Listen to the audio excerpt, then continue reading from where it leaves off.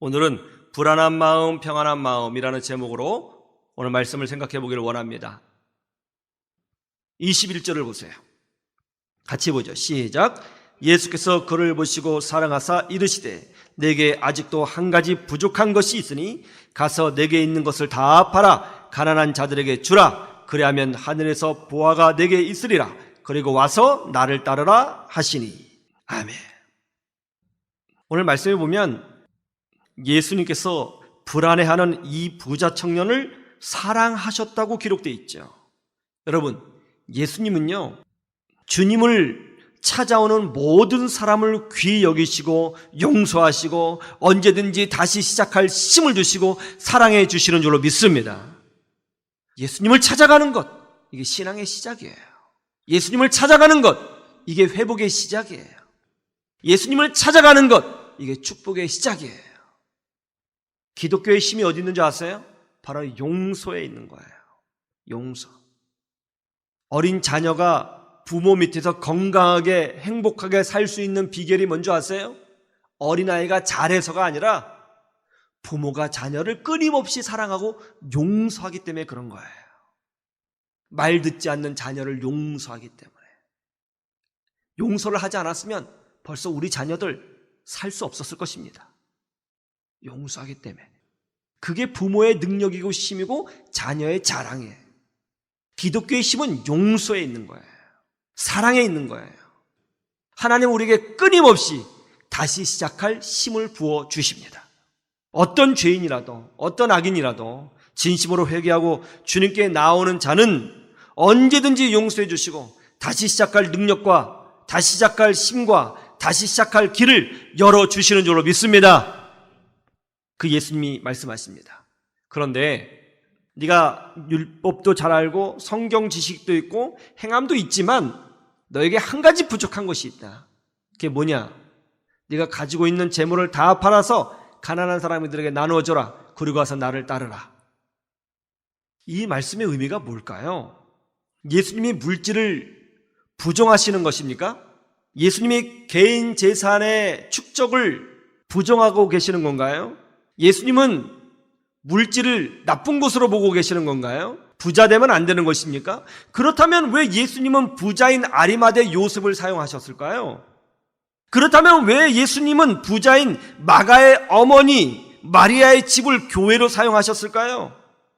그렇다면 왜 예수님은 부자요 학자인 니고데모를 축복하셨을까요? 여러분, 물질은 가치 중립적인 것입니다. 가난하게 살아야 하고 궁핍하게 살아야 된다는 것은 기독교 사상이 아닙니다. 하나님께서 그렇게 말씀하신 적이 한 번도 없습니다. 그러면 왜 예수님께서는 부자 청년에게 모든 것을 다 가난한 사람들에게 나눠주고 나를 따르라고 말씀하셨을까요? 예수님의 의도는 이거입니다. 물질을 의지하지 말고 그 물질을 도구로 주시는 하나님만 의지하라는 것입니다. 나를 따르라. 여기에 핵심이 있는 거예요. 어떻게 영생을 얻을 수 있습니까? 결론은 나를 따르라입니다. 네가 의지하고 있는 것이 뭐냐? 너 물질인 것 같은데 물질이 너를 구원해 줄 수 있을 것 같으냐? 물질이 너에게 영생을 줄 수 있을 것 같으냐? 그 물질은 도구이지 너에게 영생을 주는 축복의 근원이 아니다. 나를 따르라. 저는 사랑하는 우리 성도들이 건강하게 물질을 관리하고 깨끗한 부자가 되기를 주님의 이름으로 축복합니다. 건강한 부자가 되세요. 좋은 집 사세요. 좋은 환경에서 사세요. 그것이 하나님의 뜻입니다. 그러나 그것만을 의지하고 그것이 우리를 구원하고 그것이 우리를 보호해 줄 것이라고는 생각하지 말라는 거예요. 그건 도구라는 거예요. 도구. 그건 도구입니다. 하나님의 일을 하는 도구라는 거예요. 이 땅에서 필요한 도구일 뿐입니다. 이 땅에서 필요한 도구예요. 여러분, 공부를 잘하는 게 중요해요? 아니면은 공부를 잘할 수 있도록 도와주는 연필이 중요해요? 공부를 잘하는 게 중요하죠. 근데 많은 사람들이 어때요? 공부 잘하는 것은 중요하게 생각하지 않고 연필만 계속 모으고 있다면 이게 얼마나 우스꽝스러운 일이에요. 우리가 하나님 잘 섬기고 하나님의 영광을 드러내고 주 안에서 복된 인생이 돼야 됩니다. 그런데 물질은 도구이라는 거예요. 도구. 연필이 있어야죠. 지우개도 있어야죠. 공책도 있어야 됩니다.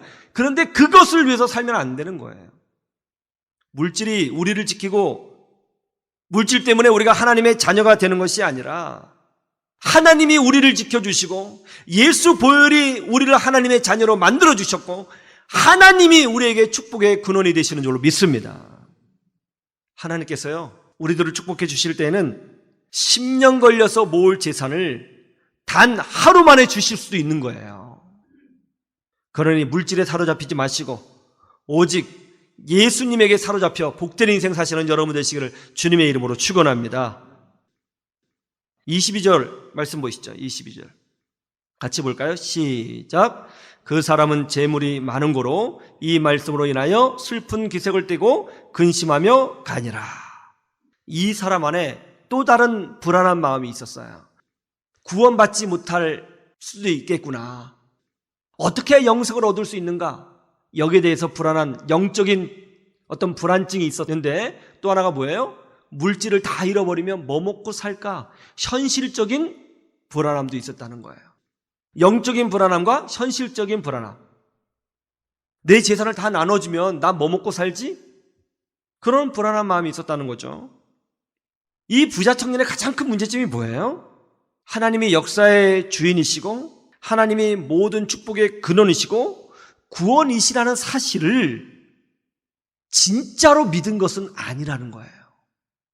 하나님을 믿지 못하고 신뢰하지 못하고 하나님을 의지하지 못하니까 구원받지 못할까봐 두려워했고 또 하나님을 온전히 신뢰하지 못하니까 자기 생활 문제도 두려워했다는 것입니다.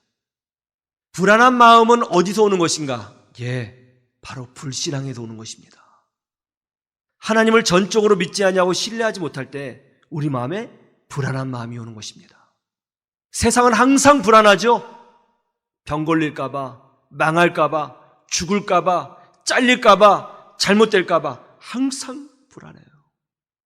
왜요? 하나님을 모르거든요. 저들의 눈에는 이 세상이 마구제비로 돌아가는 것처럼 보이잖아요. 그러나 우리는 어떻습니까? 평화로다 하늘 위에서 내려오네. 할렐루야. 하나님을 아는 사람은 두려워하지 않습니다. 하나님을 보는 사람은 낙심하지 않습니다. 하나님을 만난 사람은 두려움이 아니라 오히려 기쁨으로 주를 찬양하며 삽니다. 여러분들의 그렇게 되기를 주님의 이름으로 축원합니다. 참된 평강은요, 믿음에서 오는 거예요. 성령님께서 주시는 거예요. 옛날에 제 둘째 딸이 놀이터에서 그네를 타다가 떨어져서 옆에 있는 세기둥에 머리를 부딪혔습니다. 머리가 깨지고 피가 쏟구쳐 나왔습니다. 우리 아내는 그걸 보고 거의 정신을 다 잃었어요. 저는 피 범벅이 된 아이를 안고 잠시 기도했습니다. 그런데 잠깐 기도하는데 그 잠깐의 순간에 마음의 평강이 찾아오면서 주님의 음성이 들리는 거예요. 이것으로 어떤 문제도 없을 것이다. 두려워하지 말아라. 신기하게도요, 마음의 평안이 임하는 거예요. 그래서 아이를 안고 침착하게 병원에 갔습니다. 의사 선생님이 그럽니다. 피가 많이 났긴 했는데 상처가 깊지 않습니다. 그냥 꿰매면 될 것 같아요. 그 둘째 아이 보세요. 여러분 아시죠? 우리 둘째 아이 정신 이상이 있던가요? 어디 장애가 좀 있던가요? 좀 문제가 있나요? 그렇지 않죠. 여러분 코로나 바이러스 절대로 우리나라 망하게 하지 못합니다. 절대로 여러분 망하게 하지 못합니다. 하나님이 여러분을 지켜주시고 하나님이 이 나라를 지켜주시는 줄로 믿습니다. 왜냐하면 우리가 기도하고 있잖아요.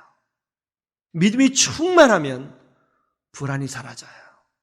문제를 이기는 비결은 불안을 붙들고 그 문제를 직면하는 것이 아니고 믿음으로 문제를 보는 거예요.